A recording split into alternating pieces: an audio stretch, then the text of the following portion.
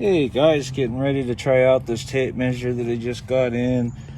It is a laser tape measure, does 130 feet.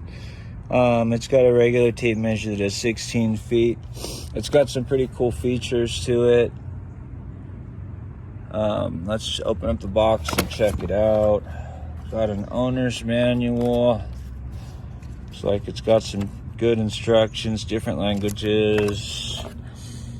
And then as far as the tape measure, let's pull it out. Regular tape measure is pretty nice. It's got some batteries and a little lanyard. All right, let's get the batteries in there and try out this laser. So you just turn it on by pushing the button. I have it set to feet. Got a little target over here so you can see.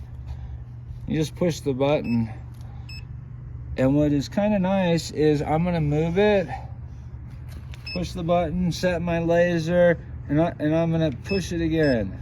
So it gives you two different measurements to store, and I can switch it right here to meters, 2 feet 4 inches, 1 foot 11, or right to inches.